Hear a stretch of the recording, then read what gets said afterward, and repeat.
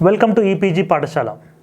I am Dr. Vamshi Krishna Reddy, Assistant Professor of English, Indian Institute of Technology, Tirupati. This module is about minority and subaltern studies. This module would look at subaltern studies from culture studies point of view. Subaltern studies has been one of the most pioneering interdisciplinary subject or theory in the areas of history, political science, sociology, and culture studies. In this module, we would look at various issues of subaltern studies, history, evolution, who are the major players in the subaltern studies, and what are the major criticism against subaltern studies. Let us proceed with the module. Subaltern studies is a field of academic inquiry closely associated with cultural studies and post-colonial studies. Subaltern studies began as a trend in history writing in the 1980s, counterposing colonial nationalist Marxist historiography. So essentially, subaltern studies emerged as a counter theory or counter history writing against the existing dominant history writing from the perspectives of colonial, nationalist, and Marxist historiography. Subaltern Studies project followed an essential model called history from the below or history from the margins. It believed that mainstream history writing, which are colonial, Marxist, and nationalist writings, have ignored various stories, writings of margins. Hence, subaltern studies started concentrating and started bringing out the unwritten history, ignored history, and brought it into the light.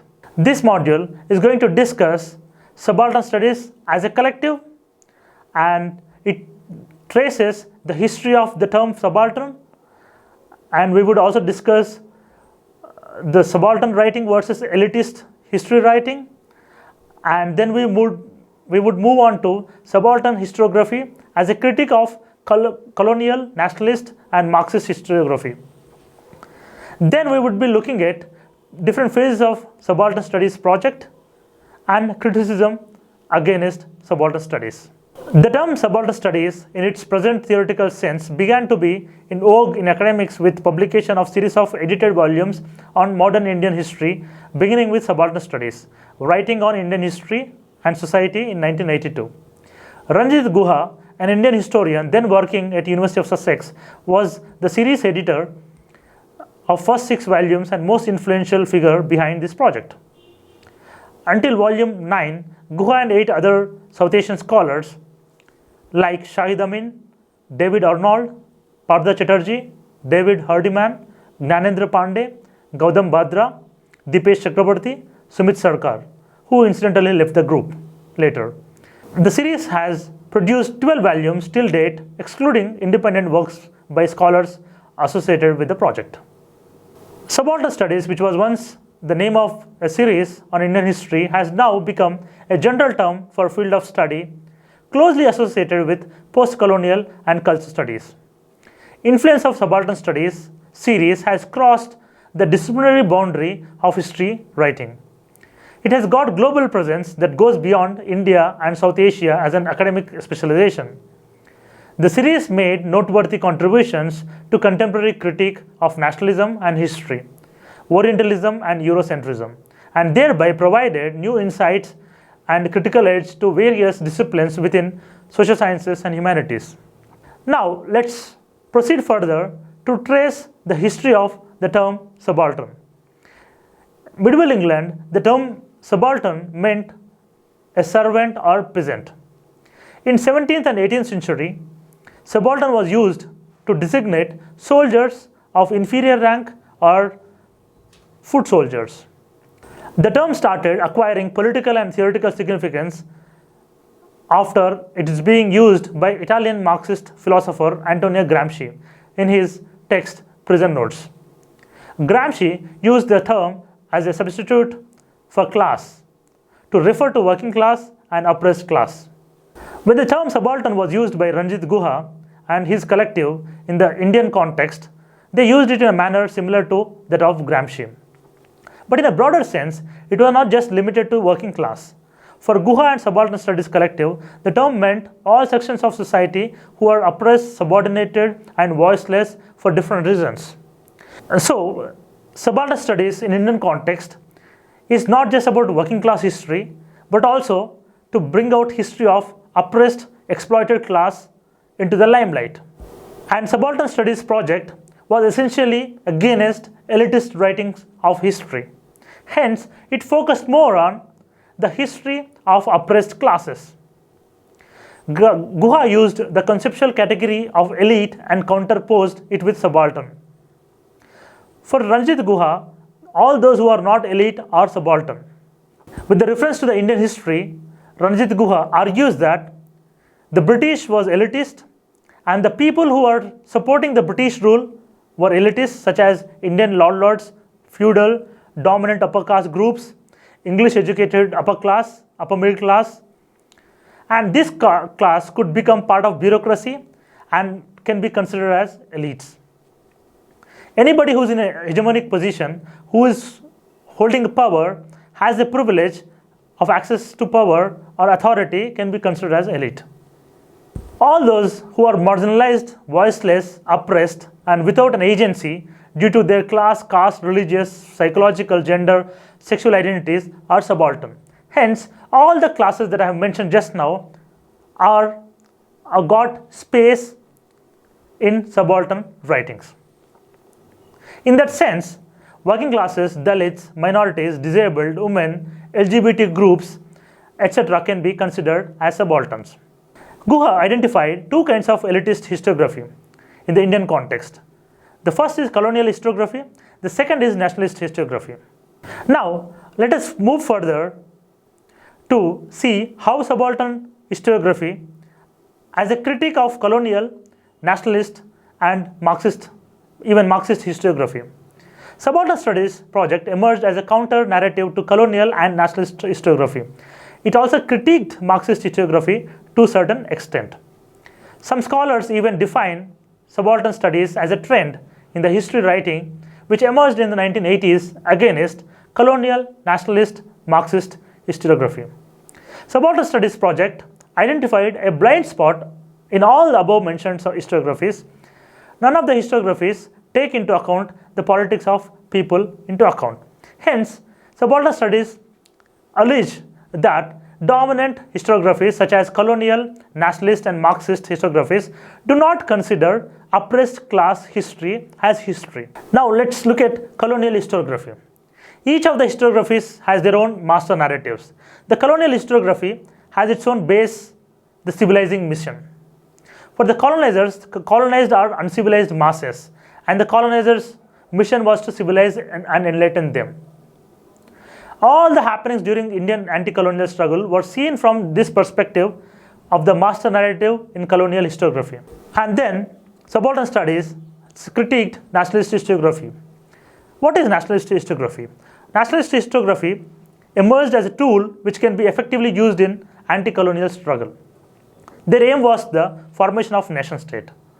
Hence, nationalist historiography always worked towards forming a nation state through history writing. They tried to construct an identity of Indians and also try to invent a glorious past prior to colonialism for India. In other words, it was politically integrated to the making of nation state. The other key historiography which was critiqued by Subaltern Studies group is Marxist historiography. This historiography has its master narrative of formation of socialist state. For them, all the movements eventually leads to revolution and creation of socialist state. Even though Subaltern Studies Collective to large extent was on left and used left theoreticians, they were critical of Marxist historiography of India. According to Marxist historiography, the semi-feudal India got colonized by British, thereby got politicized and achieved independence. Subaltern Studies is critical of the focus of such historiography on the political consciousness of the elites who in turn inspired the masses to rebel against colonizers. Hence, so far we have looked at three historiographies: colonial, nationalist and Marxist historiographies, which were critiqued by Subaltern Collective. Subaltern Studies Project points out that elitist historiographies considered the movements of masses, the peasants, the tribals, the working class, or the masses, ordinary people in general, as pre-political in nature and did not take into consideration of politics of people. Hence, Subaltern Studies wanted to take into account the politics of the people. So, Subaltern Studies is built on the politics of the people. By politics of people, they meant the agency of the people. They wanted to establish the agency of the people, masses, as makers of their own history. Subaltern Studies Project proclaimed that existing historiographies never understood the people's movement as a thing in itself or as self-substantiating. They never take into consideration the people's movement as having an agency or identity of its own. People's rebellions were read as part of a larger colonial, nationalist or socialist project. Subaltern Studies started as an attempt to read people's rebellion in itself. It tried to see what initiatives, ambitions were involved in the making of rebellion by people. Now, so far we have looked at the foundations of Subaltern Studies and the criticism against colonial, Marxist and nationalist historiography. Let's look at different phases of Subaltern Studies as a project. Subaltern Studies Project has produced 12 volumes till date, excluding independent works done by different scholars. From analysis of these works, we can delineate two phases in this project. The first phase, which was roughly till 6th volume, was concerned with question of subaltern versus elite. The second phase moved on to discourse analysis. The first phase. Let us look at the first phase. The attempt at this phase was to identify an autonomous domain of subaltern action, and it attempted to explore the agency of the subaltern in relation to elite. The first phase, in a sense, established an autonomous domain for the subaltern, and it deassociated the domain from the bourgeois Congress and nationalist activities during independence movement. The Subaltern Studies initiatives made it clear that Congress nationalism was not the only form of resistance or nationalism existed in colonial India. Congress nationalism was seen as the dominant nationalism which tried to subjugate and assimilate the masses into their fold for the formation of nation state. It tried to unfold the existence of popular domains of popular rebellions which were in contradiction with the dominant nationalist thought, and many a times it showcased opposition to dominant thought. To establish an autonomous domain of subaltern resistance through historiography was an extremely arduous task, as it was difficult to locate sources about the subaltern in South Asian societies, as a Western notion of record keeping never existed here. There is no records which belong to the people. So they attempted to find sources, materials in popular, private and local sources. They look at oral traditions as serious historical materials. They also try to analyze the dominant records and read them against the grain and between the lines. So here they would, Subaltern Studies also look at the dominant historiography and try to decode the message and try to read between the line. The use of dominant official records and archives and reading them critically posed a theoretical and political problem. Many argued that tracing the voice of the subaltern through dominant narratives cannot bring out subaltern voice to the forefront. The pre-discourse subalterns could not be located through the dominant narratives posed a theoretical problem in the first phase, because the dominant narratives were, of course, either colonial or nationalist historiography or archives. This constraint in a way paved way to move towards discourse analysis, which constitutes a second phase of Subaltern Studies project. So far, in the first page, we were discussing about positioning Subaltern Studies as a history against elitist history. In the second phase, the Subaltern Studies moved onto discourse analysis. Here, aim was not just unearthing subaltern voices or subaltern action, but to engage or to reread the dominant narratives. In the second phase, subaltern history writing tried to decode, try to deconstruct mainstream historical narratives. In this phase, Initially, the phase was influenced by Gramsci, Marx, and other Marxist theoreticians. In the second phase, the readings were regulated by post-structural, post-colonial, and post-modernist theoreticians like Michel Foucault and Edward Said. In the first phase, tried to show subaltern as makers of their own history. Second phase tried to bring to light the dominance which continue to be faced by subaltern sections in the society. So the later volumes discussed the issues such as caste, community, and gender. For the same, the project has moved on to the realm of culture and politics, and the methodology was cultural analysis. It was a move towards interdisciplinary rather than restricting the studies within purview of history and social sciences. Here, at this phase, subaltern studies moves from history writing to cultural analysis of the history. The essays on Hindu-Muslim rights, Dalit movements, gender issues bring to the forefront subject matters which were never seriously discussed by the historians. These attempts coincided with Dalit uprisings of 1990s, and they have great significance while taking into consideration of the rise in religious fundamentalism, atrocities against Dalits, women, and sexual minorities. In a way, the shift towards discourse analysis and the methodology of culture studies reformulates the idea of subaltern.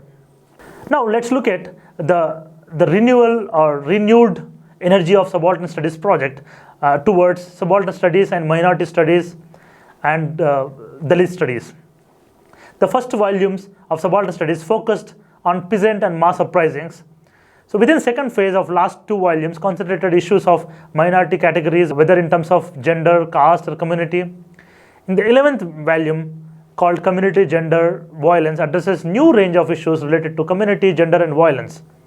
The question of women and nation is explored, especially in relation to minority communities in the volume. 12th volume, Muslims, Dalits, and Fabrication of History, directly deals with the issue of minority communities in the subcontinent. It shows how dominant histories in India have been constructed and how it dealt with Muslim and Dalit subjects.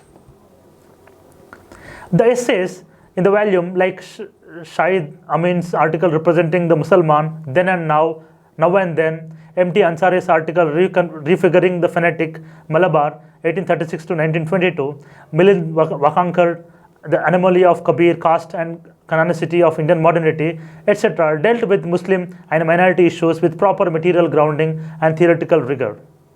Now, so far we have discussed the foundations of subaltern studies and the subaltern studies critique of colonial, nationalist, and Marxist historiography. Let us look at some of the criticisms against subaltern studies before concluding the module. The subaltern studies, which radically thought to be the forefront of academic and political debates, the agency of subaltern sections, is not free from dissent and criticism, especially about its methodology and aspirations. One such criticism is from Sumit Sarkar, an initial member of collective who later disconnected himself from the group. In his essay, Decline from Subaltern in Subaltern Studies, he critiques that move of the project from social history to cultural history in the second phase. He criticizes the turn to post-structuralist, post-modernist, and post-orientalist theories by abandoning Marxist and empiricist foundation which was grounding initial volumes. He also points out that Foucauldian way of flight from the fact resulted in movement away from traditional material basis of history. In a sense, Sumit Sarkar differed with Subaltern Studies Collective on the basis of the fundamental ways of history writing. The other historians who differed with Subaltern Collective and Subaltern ways of history writing are Vivek Chibber and Romila Thapar. Vivek Chibber, in his book Post-Colonial Theory and Spectator of the Capital, provides what many scholars reviewed as the most comprehensive response to post-colonial theory focusing on Subaltern Studies project. He says that fundamental arguments of the project are based on series of analytical and historical misconceptions. His critique, mounted on part of radical Enlightenment tradition, claims that it is possible to affirm a universalizing theory without yielding to Eurocentrism and reductionism. He points out that possibility and necessity to conceptualize the South Asia or non-Western societies using the same analytical lens that is used to understand the developments of movements in the West.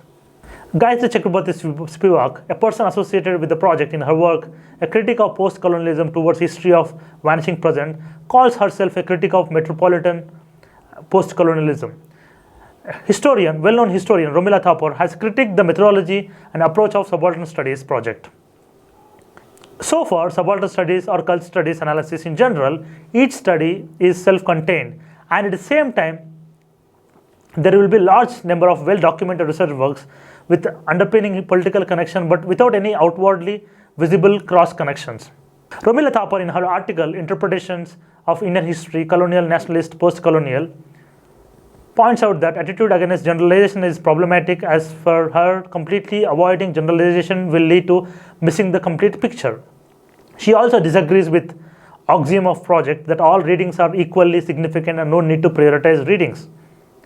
According to her, this makes the approach similar to 19th century historiography, which believed that all sources are equal. But she agrees with the project greatly impacted historiography of Third World and positively influenced comparative studies in the field of history internationally. To conclude, we can think about what were the attempts at providing theoretical binding for the overall project of Subaltern Studies.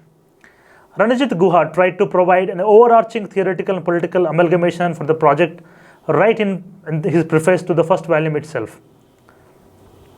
And Partha Chatterjee's Nationalist Thought and Colonial World and The Nation and Its Fragments, Colonial and Post-Colonial Histories also tried to theorize the project. The general characteristics of Subaltern Studies Project, which editorial collective tried to figure out, can be summarized as follows. Their aim was to find out autonomous domain of the subaltern. This fundamental aim of Subaltern Studies is to find out the real history of the masses whose history has not been written. Hence, Subaltern Studies strive to bring out those histories which are not covered by mainstream historiographies such as colonial, nationalist, and Marxist historiographies. Hence, Subaltern Studies Collective wanted to show that people were not looking forward or to just blindly following charismatic leaders like Gandhi, but in a way they were putting on their ambitions onto their leaders, which many a time was conflicting with each other, and it is evident in the incidents such as Chauri Chaura incident of 1922, where the masses thought their wish for rebellion was in accordance with Gandhi, but it was not. The subaltern domain was rooted in the traditional territorial, regional, and religious domains, while the elite domain was based on modern notions of politics, and it followed party politics' ambition towards democracy. Further, the subaltern domain was prone to violence as its method, and the elite domain was subjected to legalism as its method. In subaltern mode of mobilization or protest was always spontaneous, and elite mode of mobilization was scripted, planned, and guarded. Subaltern mobilizations were horizontal in nature, while elite mobilizations were followed by top leadership to Moses model. While the above mentioned attempts were trying to find out structure for the project and posits two domains of subaltern and elite, scholars like Sumit Sarkar has posited an in-between position that when he pointed out that these two domains were actually not separate as they are posited. According to him, they are intersecting, and the concept of passive revolution can support the same. The elite were actually trying to absorb the takeover subaltern energy towards their own aim of making a nation state. The later phase of discourse analysis moved forward from elite subaltern to question of tradition and modernity.